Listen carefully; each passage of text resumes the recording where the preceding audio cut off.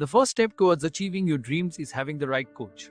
Get the best education with Adshala and make your NET UPSC economics dreams come true. Download the app now. We have to see what are the functions of NITI Aayog. सबसे पहला क्या function है नीति आयोग का? Cooperative federalism को बढ़ावा देना।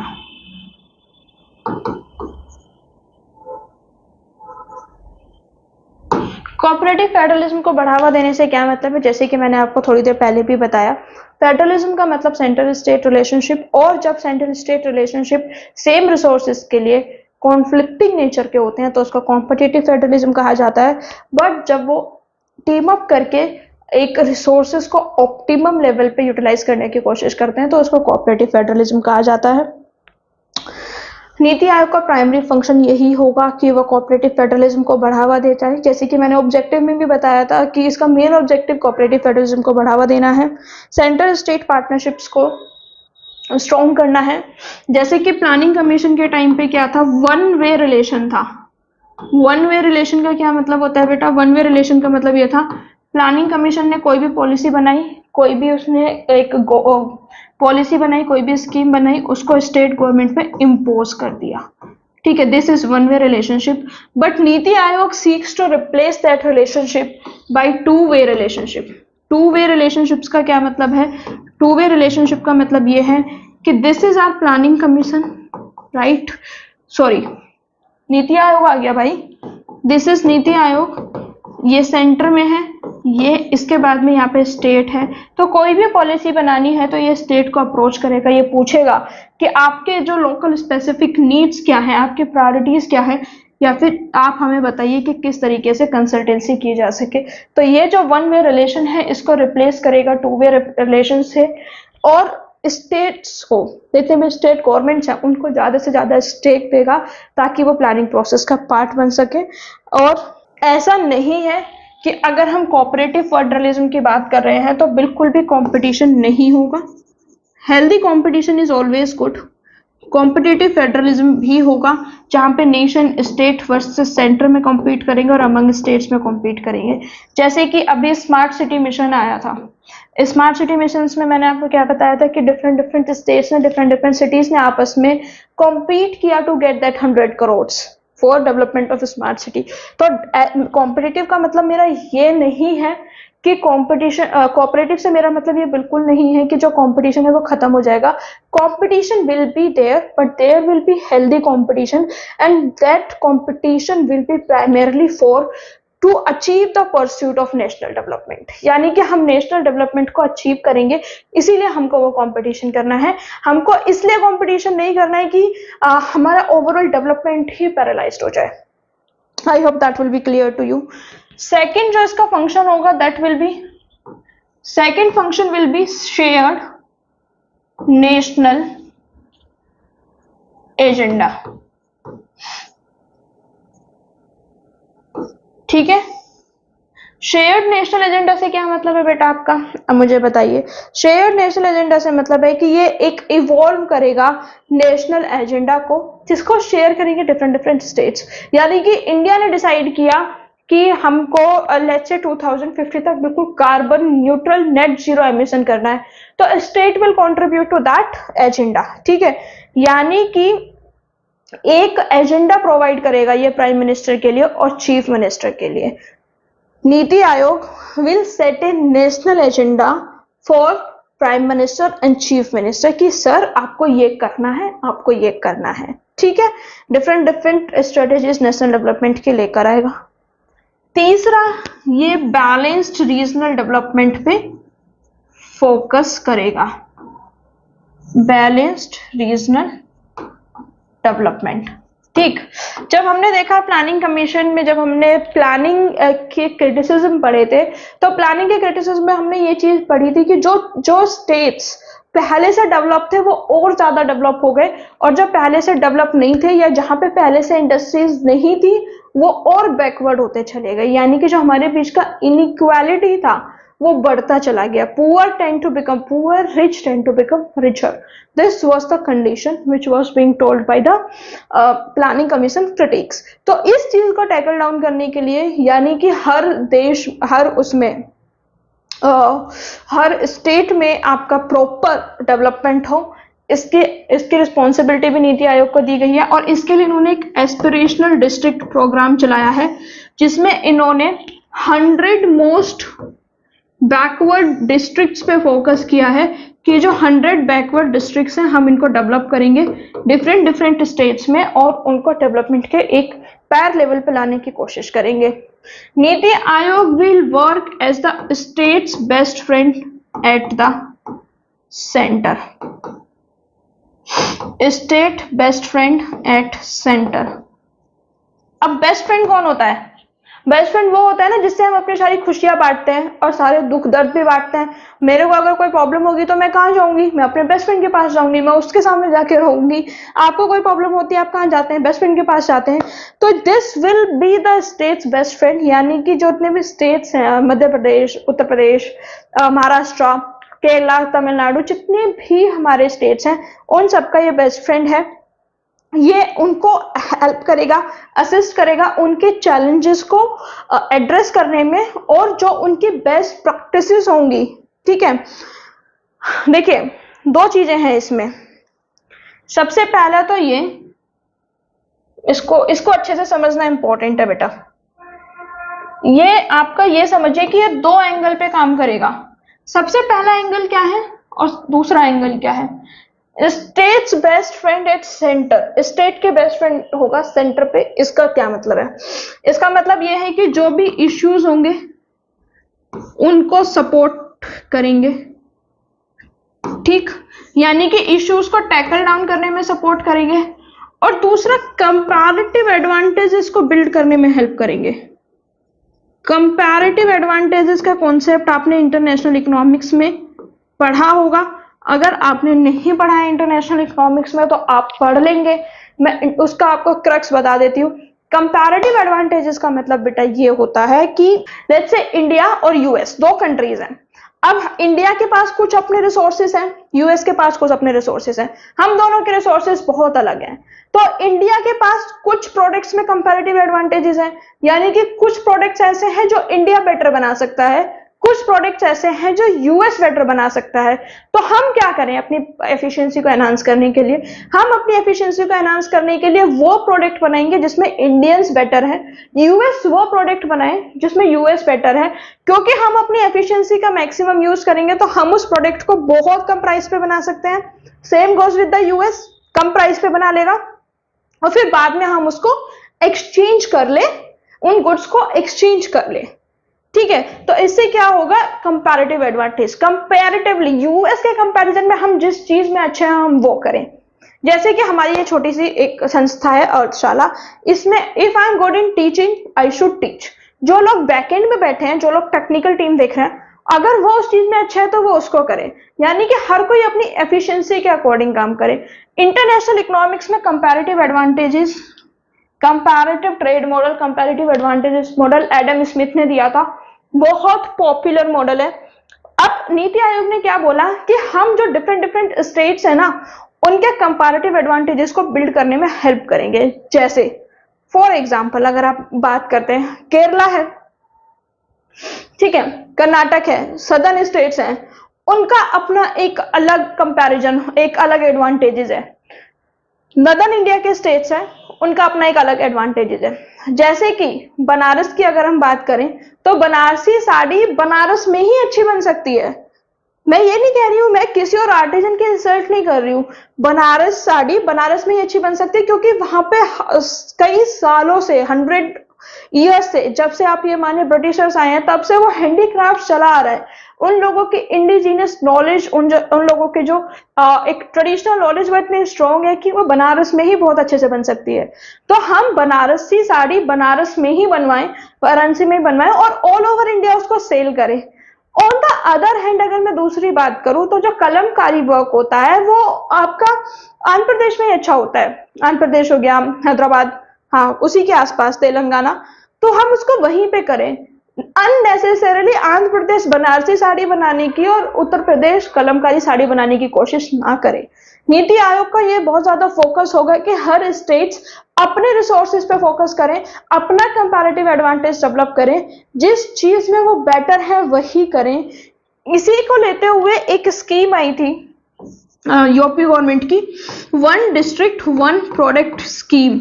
One district one product scheme में क्या होता है, हर डिस्ट्रिक्ट से हम एक ऐसा प्रोडक्ट निकालेंगे जो उस डिस्ट्रिक्ट के लिए यूनिक होगा, यानी कि उस डिस्ट्रिक्ट का उस प्रोडक्ट में कंपैरेटिव एडवांटेज होगा। यूनिक होने का मतलब क्या है कि इस काम को मेरे अलावा कोई नहीं कर सकता, दैट इज यूनिकनेस। ठीक है, तो उसमें कंपैरेटिव एडवांटेज होगा और हम कंपैरेटिव एडवांटेजेस को बिल्ड करेंगे। दूसरा, इसमें एक आपने सुना होगा जीआई टैग होते हैं, ज्योग्राफिकल इंडिकेशन टैग्स।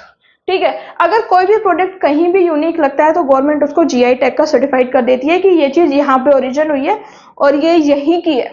ठीक है, तो इस तरीके से हम ये कहते हैं कि कंपैरेटिव एडवांटेजेस जो है वो बिल्ड करवाना नीति आयोग का काम है। दूसरा, इसमें जो स्टेट का बेस्ट फ्रेंड है सेंटर में, वो किस तरीके से है। ठीक है, जो नीति आयोग है ना, उसके पास एक रिपोजिटरी होगी। रिपोजिटरी होगी, किस चीज की रिपोजिटरी होगी, आइडियाज की और सॉल्यूशन की, जो कि वो बाकी स्टेट्स के साथ क्या करेगा, शेयर करेगा। ठीक है, अब देखिए इसका क्या मतलब है। लेट्स से कोई भी एक ऐसी अनवांटेड सिचुएशन, लेट्स से कोई एक फ्लू है, वो साउथ इंडिया में फैला।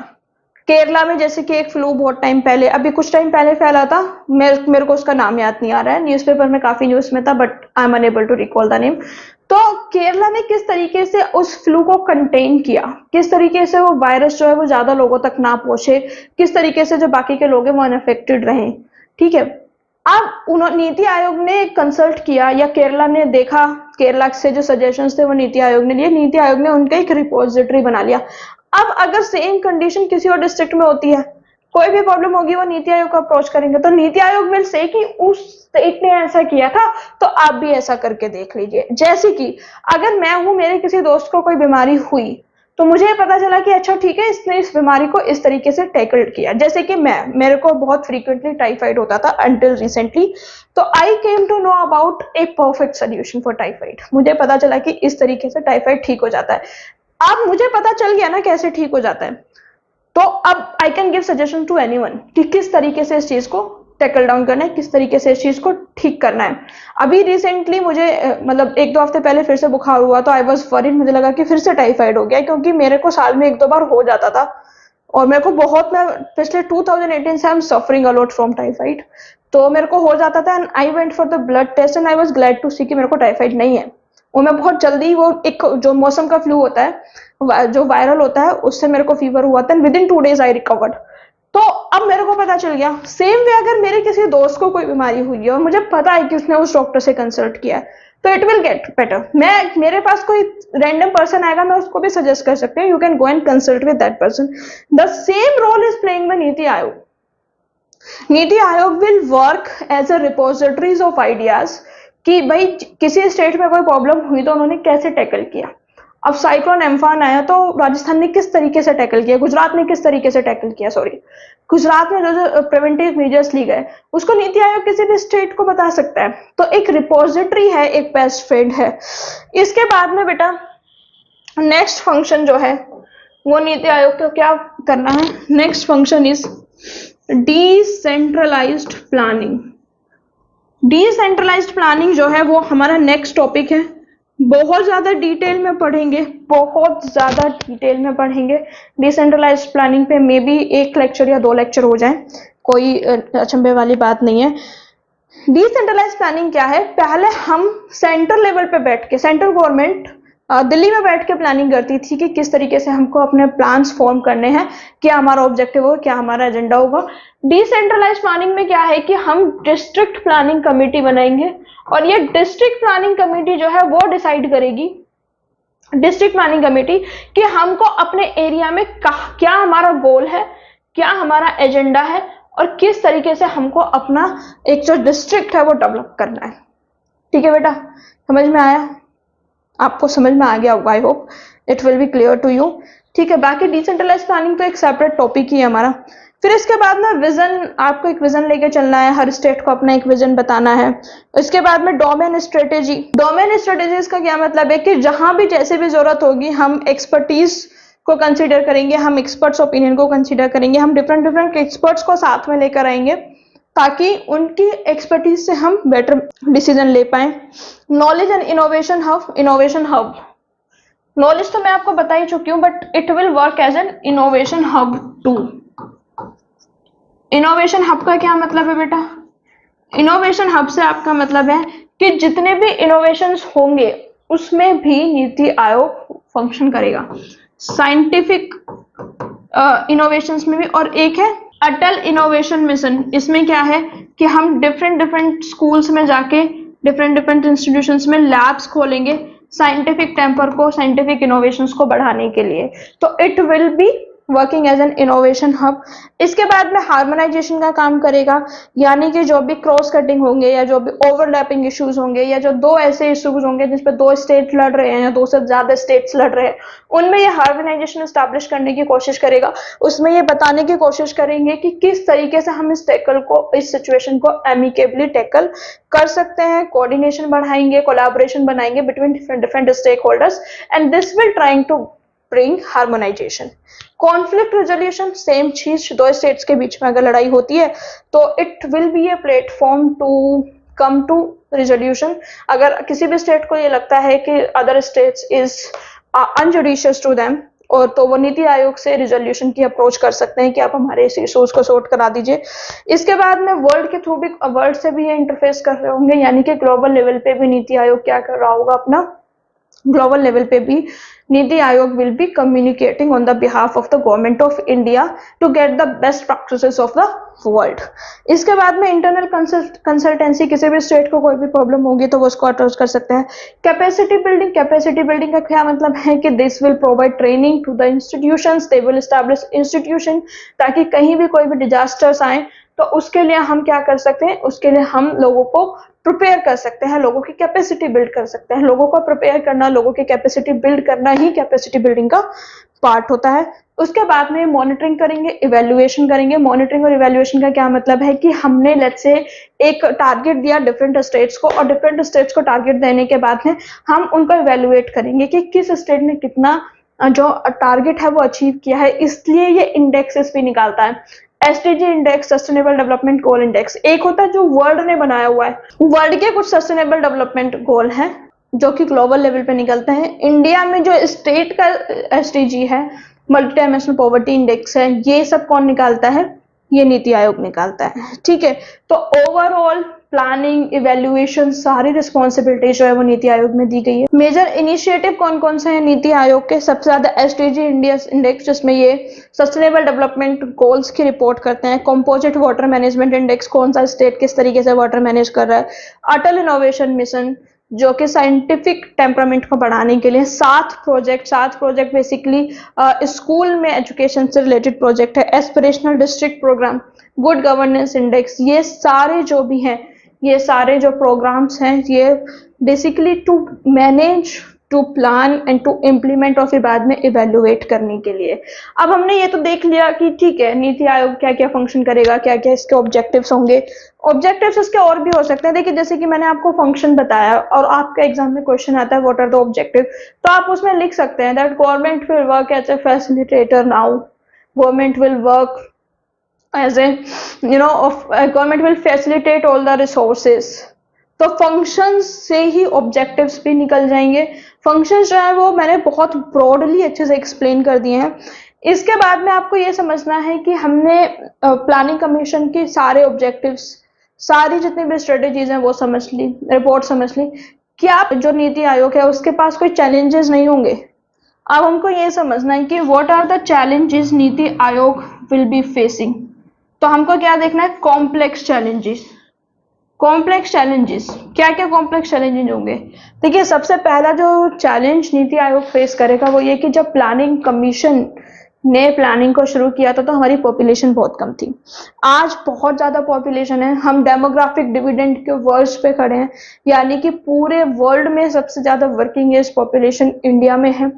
और नीति आयोग के पास ये बहुत ज्यादा चैलेंजिंग सिचुएशन है to provide employment, to provide skills to everyone in the country. ठीक है, हमको प्रोवाइड करना ही पड़ेगा, और हमें प्रोवाइड नहीं करेंगे तो it will lead to social unrest, जो कि मैंने आपको गैरी फुलर की थ्योरी बताई है। तो सबसे बड़ा चैलेंज तो यही है कि how to manage the demographic dividend of the India. इसके बाद में पॉवर्टी को एलिमिनेट करना। देखिए, मल्टी डायमेंशनल पॉवर्टी इंडेक्स की रिपोर्ट आई है और उन्होंने बोला है कि पॉवर्टी काफी कम हुई है, लेकिन अभी भी काफी लोग ऐसे हैं जो कि पॉवर्टी के अंदर ही हैं, यानी कि जो कि गरीब ही हैं। उनको गरीबी से बाहर निकालना will be the complex challenge. इसके बाद में आपको एक इनइक्वालिटीज को खत्म करना, यानी कि जो सोशल लेवल पे इनइक्वालिटीज है, कास्ट के बेसिस पे, जेंडर के बेसिस पे जो इकोनॉमिक डिस्पैरिटीज है, उनको खत्म करना will be a big challenge for NITI Aayog. And then village को इंटीग्रेट करना, यानी कि जैसे स्मार्ट सिटी मिशन से, इसी तरीके से स्मार्ट विलेजेस है, विलेजेस को रोकना, अर्बनाइजेशन से जितनी भी प्रॉब्लम्स आएंगी उनको टैकल करना। यानी कि इकोनॉमी में आज हम जितनी भी प्रॉब्लम्स फेस कर रहे हैं, हमारा जो इन्वायरमेंट है वो रैपिडली डिग्रेड हो रहा है, डिजास्टर्स मैनेजमेंट जो है क्लाइमेट चेंज की वजह से इतना फ्रीक्वेंटली हो रहे हैं, अरेबियन सी तक में साइक्लोन आने लगे हैं, जो कि पहले बिल्कुल शांत एक एरिया माना जाता था। इसके अलावा अब आप देख रहे हैं बारिश से landslides, hilly areas, southern areas सब बहुत अफेक्ट कर रहे हैं। वर्ल्ड इज चेंजिंग, इकोलॉजिकली हमको बहुत ज्यादा एक्टिव मेजर्स लेने की जरूरत है। तो ये सारे चैलेंजेस हैं जो नीति आयोग इनहेरिट करेगा और जो नीति आयोग इनहेरिट कर रहा है, और देखते हैं कि इन चैलेंजेस में नीति आयोग कितना सक्सेसफुल होता है। आज के टाइम में ये बता पाना कि नीति आयोग कितना सक्सेसफुल होगा, this is a very difficult thing to do, क्योंकि अभी बहुत टाइम नहीं हुआ है। It will need at least 15 to 20 years to decide that how effective functioning of NITI Aayog has been. It's too early to say anything. ठीक है, इसके बाद में जो नीति आयोग से हैं वो उनके क्रिटिक यही कहते हैं, this is just an old wine in new bottle, यानी कि कुछ नहीं बदला है, प्लानिंग कमीशन की जगह नीति आयोग कर दिया है, बस वाइन पुरानी है, बॉटल चेंज कर दी है, तो it is not going to change anything. इसी तरीके से अरुण मायरा है, एक जो फॉरेन प्लानिंग कमीशन के मेंबर्स, उन्होंने बोला कि उन्होंने एक ऐसा इंस्टीट्यूट बनाया है जहाँ पे जो स्टेट्स के लीडर हैं वो प्लानिंग का पार्ट होंगे और जो अदर स्टेक होल्डर हैं वो विजन बना रहे होंगे और फिर इसको एनडीसी में प्रेजेंट करेंगे। इन शॉर्ट उन्होंने बोला है कि कोई खास डिफरेंस नहीं है। अब हमको ये देखना है कि what is the difference between planning commission and Niti आयोग। Planning commission versus NITI Aayog, what is the difference between planning commission and Niti Aayog. Niti आयोग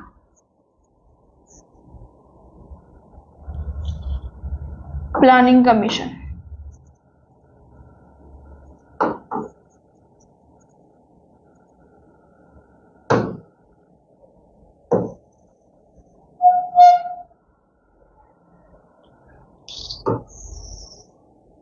यहाँ पे बेसिस क्या है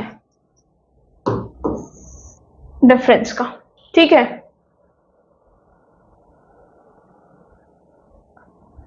पावर्स कितनी है,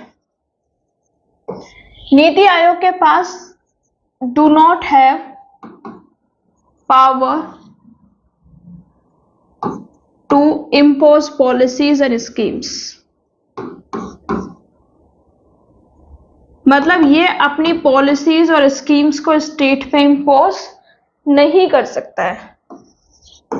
तो ये क्या है, बेसिकली क्या हुआ, थिंक टैंक। क्या प्लानिंग कमीशन के पास इम्पोज करने की पावर थी? यस, कैन इम्पोज, ठीक है। प्लानिंग कमीशन जो है वो इम्पोज कर सकता था, जो कि प्रोजेक्ट्स प्लानिंग कमीशन के द्वारा अप्रूव हुए। सेकंड हमको देखना है फंड्स एलोकेशन की पावर। क्या नीति आयोग फंड एलोकेट कर सकता है? No fund allocation. Planning commission fund allocate कर सकता था।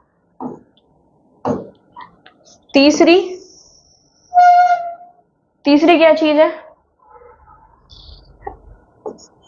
Role of state government, proactive role, यानी कि state will play an important role in the planning process, not proactive.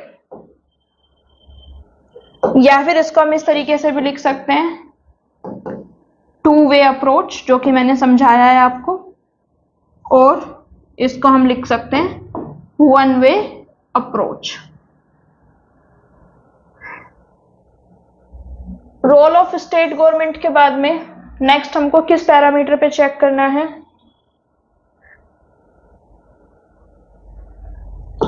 Part time members.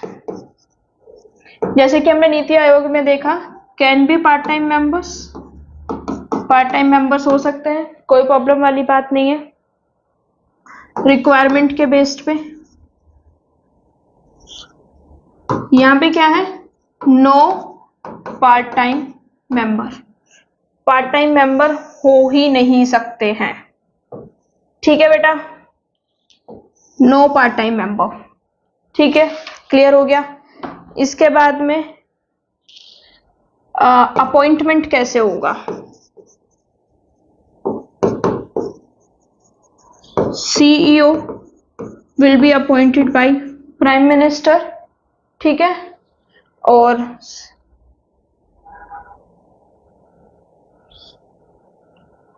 जो प्लानिंग कमीशन के थे वो यूजुअल प्रोसेस, जो भी एक यूजुअल प्रोसेस होता है, यानी कि कोई खास नहीं, प्राइम मिनिस्टर का कोई खास रोल नहीं था। ठीक है, यहां पे क्या करेंगे, पीएम अपॉइंट करेंगे। ठीक है बेटा, इसके बाद में full time member,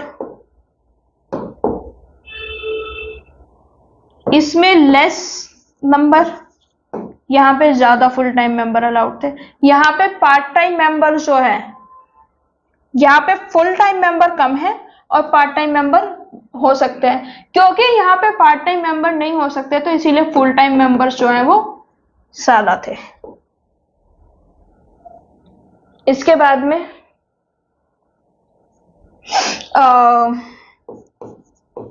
new structure में न्यू पोजीशंस निकल कर आई, जैसे कि सीईओ, वाइस चेयरपर्सन, जो कि पहले नहीं थी।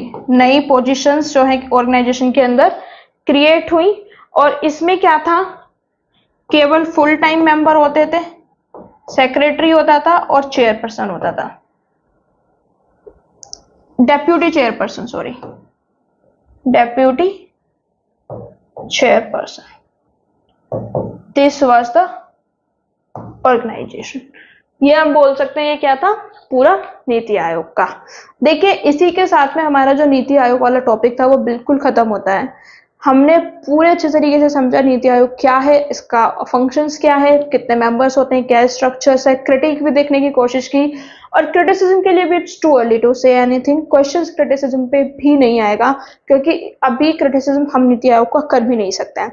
कितने मेजर इनिशिएटिव्स हैं, फंक्शंस क्या है, प्लानिंग कमीशन और नीति आयोग में ब्रॉडली क्या डिफरेंस है, ये हमने समझने की कोशिश की। These are the broadly difference between planning commission and Niti Aayog. इसके बाद में प्लानिंग कमीशन और नीति आयोग के डिफरेंस के बाद में प्लानिंग में हमारा केवल एक टॉपिक बचता है, that is decentralised planning. Decentralised planning के बाद में ये टॉपिक हमारा खत्म हो जाएगा वंस एंड फॉर ऑल। इसमें अगर कोई भी अपडेट आए तो आप उसको न्यूज़पेपर से अपडेट कर लीजिएगा।